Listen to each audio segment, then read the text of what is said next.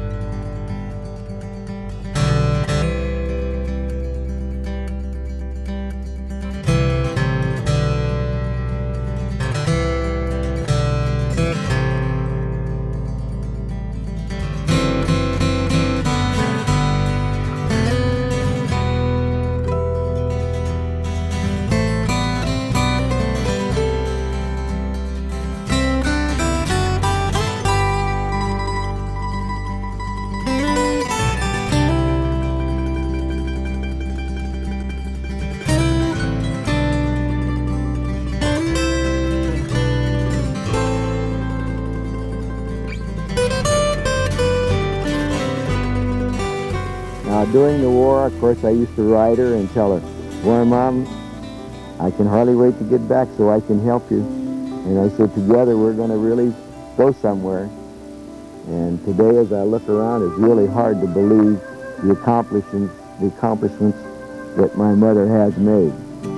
Well, my father really is the man who built this company. You know, he's really responsible for taking what my grandmother founded as a philosophy and building, growing the business from when he came back from the Army to the mid-70s, early 80s, and today he still guides us and still oversees and makes sure that his boys stay on course and that we stick to what we know.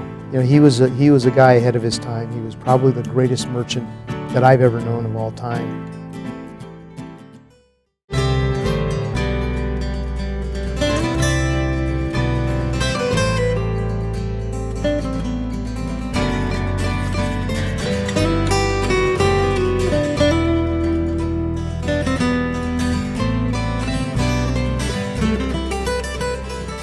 Central Insurance Company was for sale.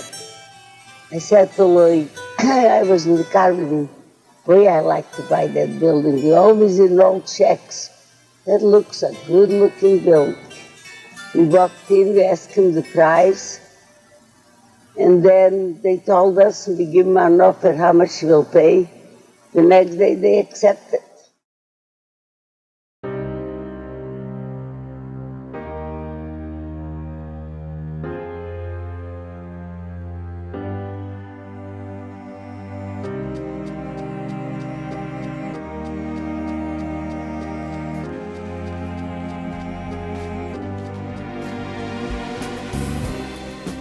On his 53rd birthday, he walked in here, asked what she wanted for the place. She named a price. He said, okay. And we never took an audit.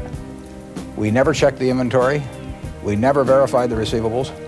We never checked the titles to the real estate to see whether they were really owned or anything else, because she gave me her word, and I gave her the $55 million, and when you got Mrs. B's word, you've got something like a document from the Bank of England.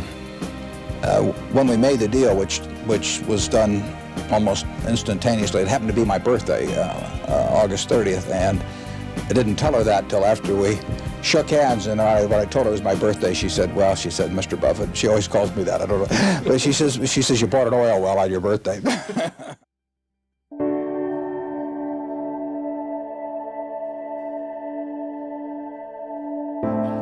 Watching a woman almost twice your age barrel her way through a 12-hour day is a memorable experience, even for a billionaire. Mrs. B is incapable of operating at less than 100%. I mean, she has She has no low gear or no medium gear. She's got high gear, and she is in it all the time. I could have gone through 5 public schools, 4 colleges, but never got the education that I got from my mother.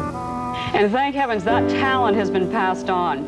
Mrs. B's son Louis is president of the store. Several of her 12 grandchildren work there. And we were told that a few of her 17 great-grandchildren have very successful lemonade stands. Jane? Look out. My mother, everybody thinks that business is first with her, but it's really not true. Her family really comes first.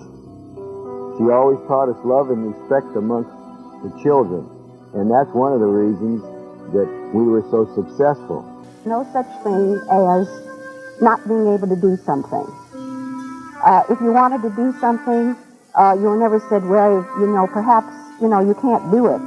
But through my parents, the world was our horizon. And we were told that if you want something, you have to work for it. And you don't take things from people if they give it to you, unless you've earned it. Even if they just hand it to you, you don't. And so from the very beginning, we knew that we had to work if we wanted something. And probably and this would really be first, the strongest thing was that honesty. The only thing, the solid foundation in life of success is hard work and honesty. So you can make money and be crooked and stay solid. Sooner or later you get caught, and when you're honest, that's the most solid foundation in life.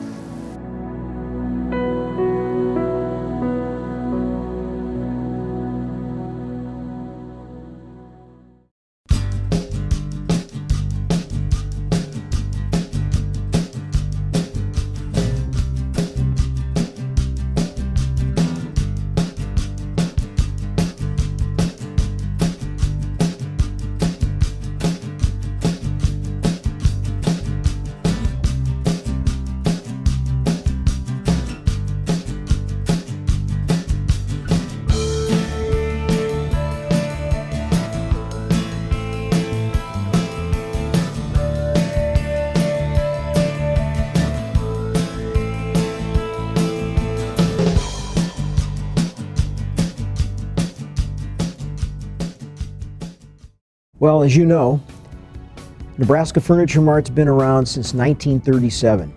So we were founded in the depths of the Great Depression.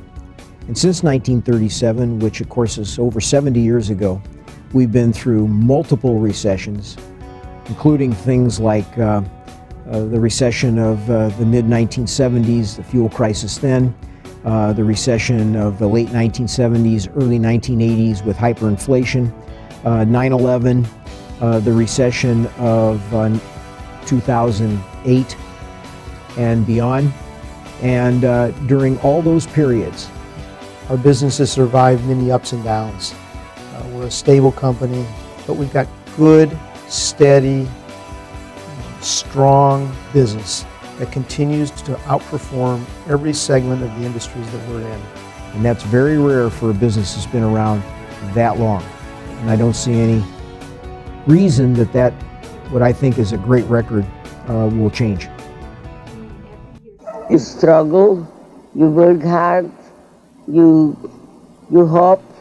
Sometimes your wish come true, sometimes not. Our wish come true. I used to say, I'm not going to stay in the basement. Some days we'll have a good-looking store. Just happened to be one of the lucky ones.